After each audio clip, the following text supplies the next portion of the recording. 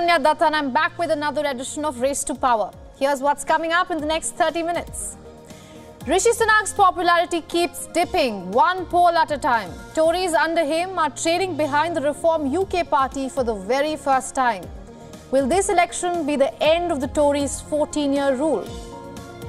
15 days later, South Africans finally have some clarity with their government. The opposition has put their weight behind the ANC. We ask the important question: can a unity government survive in South Africa?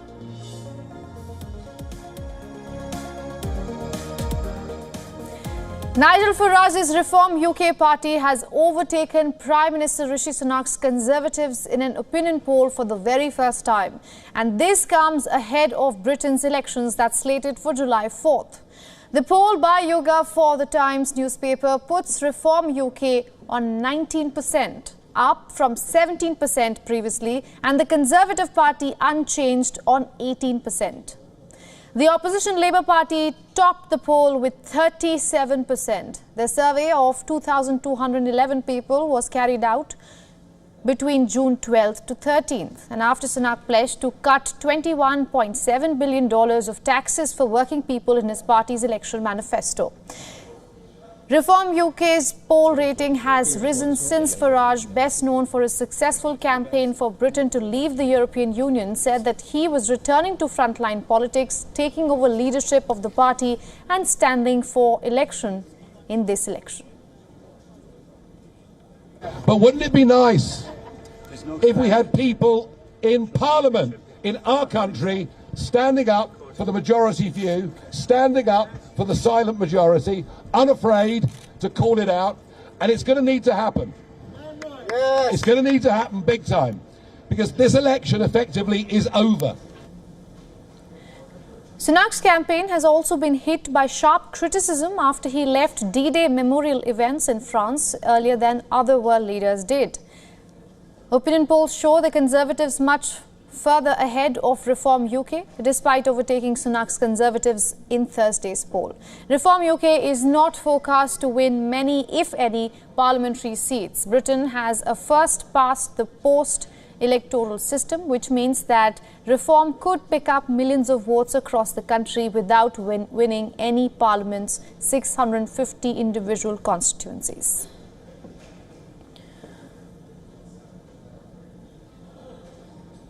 Now, to take this further, we are being joined by Dr. Nigel Fletcher. He is a political analyst and commentator. He's joining us live from London. Mr. Fletcher, good to see you again on WION. Do you think the Reform UK party is the closest to a far-right party in the UK that it comes? Do you think that the voters the opinion polls are based on, are they riding on the same wave of far-right of the EU, or do you think they just want an alternative to the Tories? Well, I think you're right to say they are the closest that the UK has to some of those far-right parties that we've seen making gains in European elections in recent days. But I think the appeal of Reform UK is based on rather more than that. They are starting to become the repository for a lot of protest votes from voters who want something different, but who perhaps don't want to vote for the Labour Party. And also, of course, Nigel Farage is leaning into the fact that the Labour Party are hugely ahead of the Conservatives in this election. They can see the polls that suggest that Labour will win a huge majority. And he's saying that that means that there needs to be an opposition to the Labour Party. And he thinks that the Reform UK party can be that opposition. But of course, as you say, under the first past the post system, they're not likely to win many seats, if any at all. Nigel Farage himself may win Clacton, but he's unlikely to win any other seats. The effect of what Reform UK are going to do is to deny the Conservatives a whole load of other seats they might otherwise win. And so conversely, what he's actually doing is increasing the Labour majority by doing this. All right, Dr. Fletcher, let me ask you a question that I might ask you even after the election results come. Do you think the Tories would be standing where they are if Rishi Sunak would not be at the helm of power? Well, this is one of the difficult questions about political leaders. How much effect do they have on the actual result? Rishi Sunak was a very popular politician when he was Chancellor of the Exchequer. He was the person who was giving out lots of money to support people through the pandemic. And it's since he's become Prime Minister that his ratings have fallen significantly. But that's because the ratings of the Conservative Party have also sharply dropped. They fell to about the same level we're seeing now when Liz Truss was Prime Minister. They recovered when Rishi Sunak became Prime Minister, but since then they've continued to fall back to a level where now they're even below some of the lows that we saw when Liz Truss was there briefly in number 10.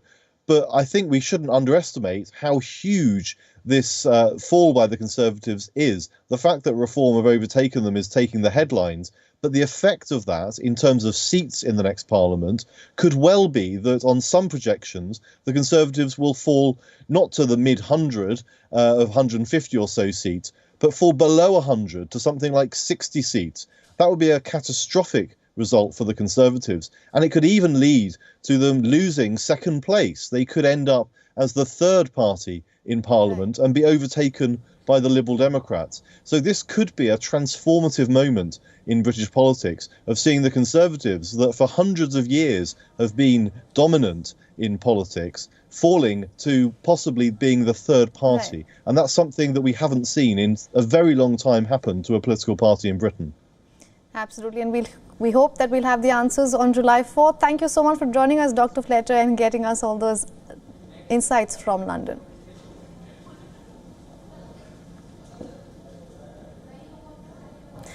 Let's shift focus to South Africa now. Cyril Ramaphosa is set to be re-elected as the country's president. This after the country's second biggest party, Democratic Alliance, also known as the DA, says it will back the African National Congress leader following a government coalition deal. The Government of National Unity's presidential candidate will come from the largest party inside the grouping, being President Cyril Ramaphosa. Once unthinkable, the deal between the two parties that are poles apart in their ideologies is the most momentous political shift in South Africa since Nelson Mandela led the ANC to victory in the 1994 elections that marked the end of apartheid.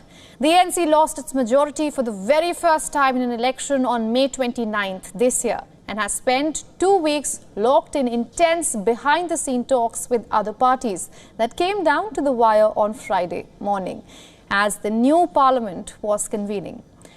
The meeting of South Africa's newly elected parliament is underway in Cape Town. The Chief Justice of South Africa is swearing in MPs in batches ahead of the election of a speaker. The radical leftist economic freedom fighters have refused to join a national unity government that includes right-wing parties. Jacob Zuma's new party, MK, has disputed the May 29th election results, and its MPs are also boycotting the first sitting of the 400-member assembly.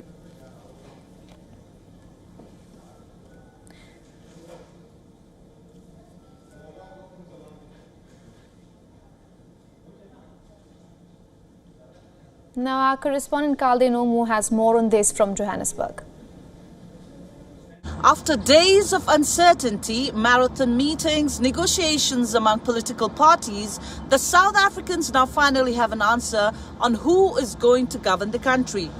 The ANC and its largest rival, Democratic Alliance, have agreed to work together in a government of national unity alongside Inkatha Freedom Party, which is the IFP. DA leader John Steenhuisen announced that the deal marks the start of a new era in South African politics, which has previously been dominated by the ANC since it swept to power in 1994. The agreement was reached after intense negotiations. Steenhuisen said time for finger-pointing is over and they were ready to govern South Africa. Steenhuisen also said they will fully support Cyril Ramaphosa as the president for the second term.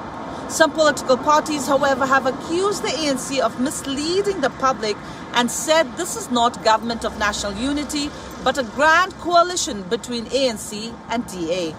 This is Kalde Nomu from Johannesburg, South Africa. For WION, World is One.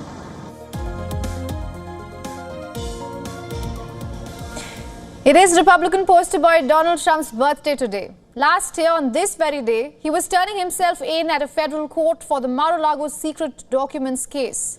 A year later, he is a convict and 3 more federal cases are pending against him, including the secret documents case. This year, Trump's birthday present came a bit early. The former president visited the Capitol Hill on the eve. It was the very first time Trump was visiting the building after his supporters stormed and vandalized it back in 2021. Many have blamed Trump's speech on the day for inciting his supporters to cause riots. Trump was soon impeached for the act and became the first president in US's history to be impeached twice.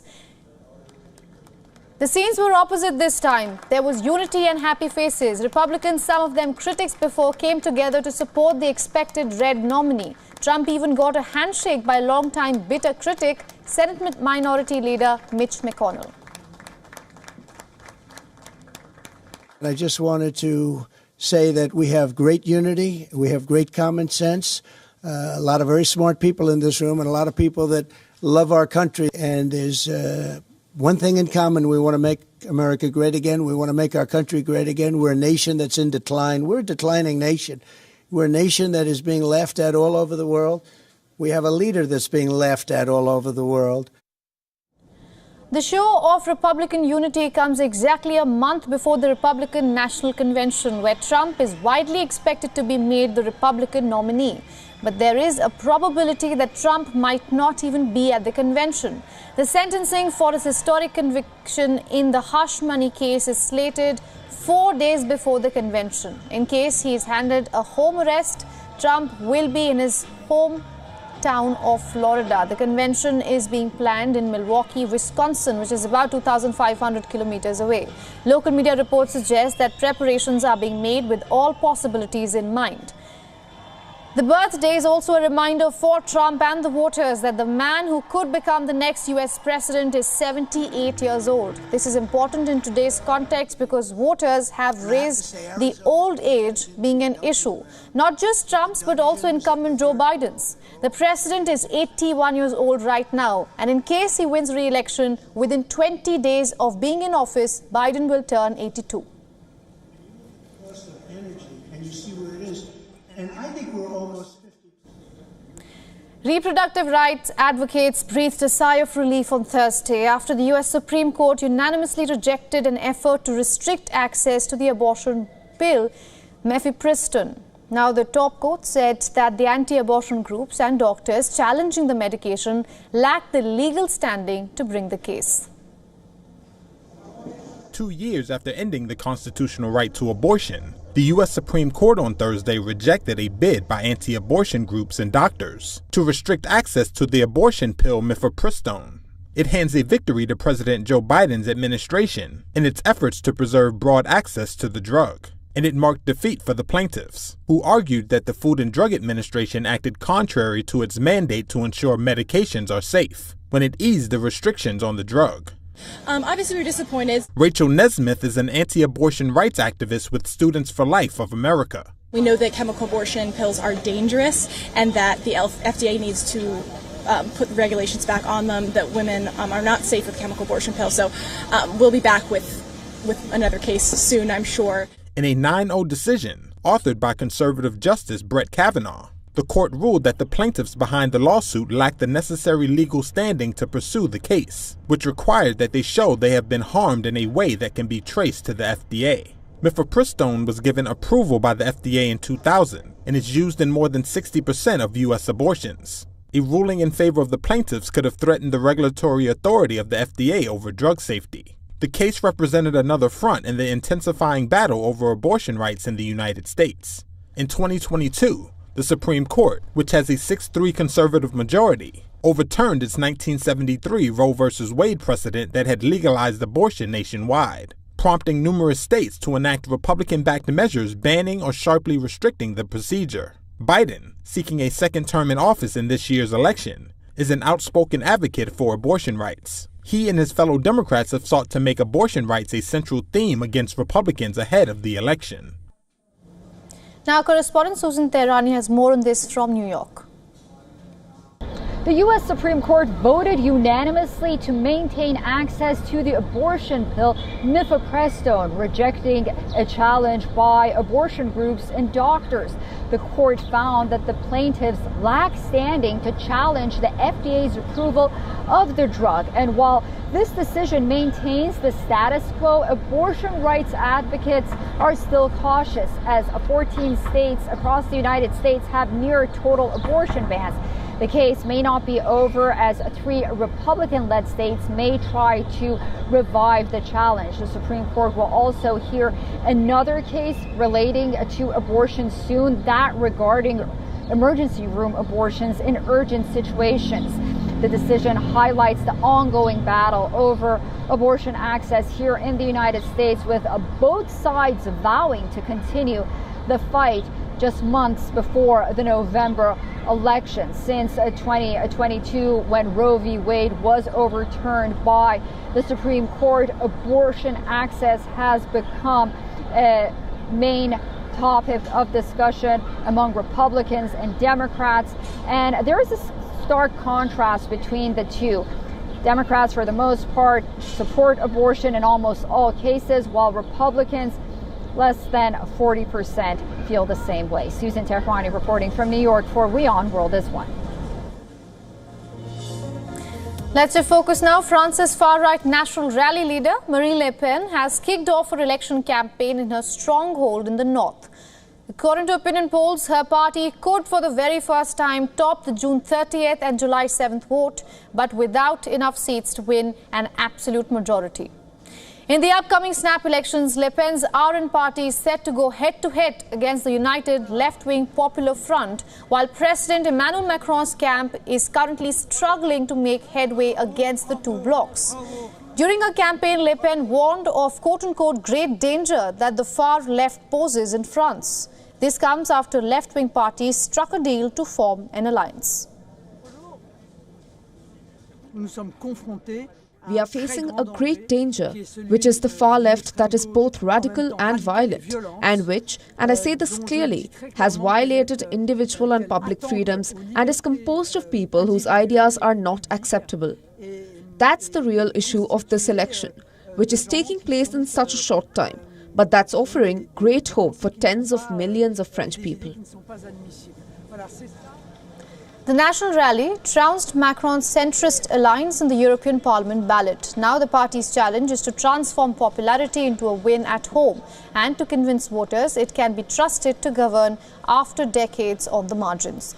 Le Pen said that her party will focus on giving back a strong purchasing power to the French, as well as limiting the number of immigrants entering France. The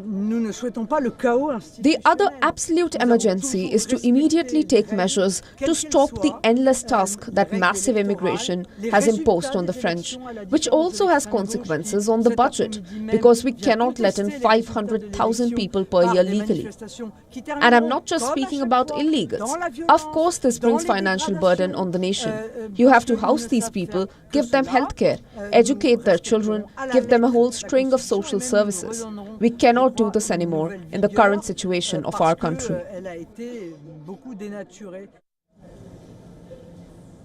Meanwhile, the left-wing parties set out their political manifestos for their alliance, which included calling for a ceasefire in Gaza and continuing to support Ukraine against Russia. The alliance also seeks to reverse Macron's pension reforms. It's about proposing to the country a total break from the policies of Emmanuel Macron to meet the immediate needs of the people and make the ecological choices that is essential today. As soon as we come to power, we will decide on price-freezing measures on food and energy to immediately restore purchasing power to the French. We will also act immediately to re-establish a path of peace for France on the international scene by supporting Ukraine in the face of Vladimir Putin's war of aggression, and by seeking means to obtain an immediate ceasefire in the face of the ongoing massacres in Gaza. Although the left's chances of winning the election are slim, they have sizable political leeway. Their tie-up could bundle enough votes to hinder both Macron's and Le Pen's camps from reaching a stable governing majority. J'en appelle à toutes celles et ceux qui n'étaient pas d'accord avec cette réforme. Moving on now, Greek Prime Minister Kyriakos Mitsotakis reshuffled his cabinet after his party performed worse than expected in the European parliamentary election. Mitsotakis has kept his foreign and finance ministers in place to show policy continuity, but he has named Takis as development minister and moved Niki Keramios from the interior ministry to the labour ministry. The changes are seen as an attempt to tackle the country's cost of living crisis. Despite an economic recovery after a decade, wages in Greece are still below the European Union average. Recent polls have shown that rising prices remain a top concern for Greeks. Analysts say replacing the development minister was a corrective move that the Prime Minister had to take. Mitsotakis' New Democracy Party came first in Sunday's election with over 28% of the vote, but it missed the 33% target set by the Prime Minister. A record 59% of registered voters abstained in the EU vote. Mitsotakis has attributed the protest vote to the high cost of living. The Conservative leader has said that his government will try within budget limits to combat spiralling prices of food products, but he has ruled out a sales tax cut.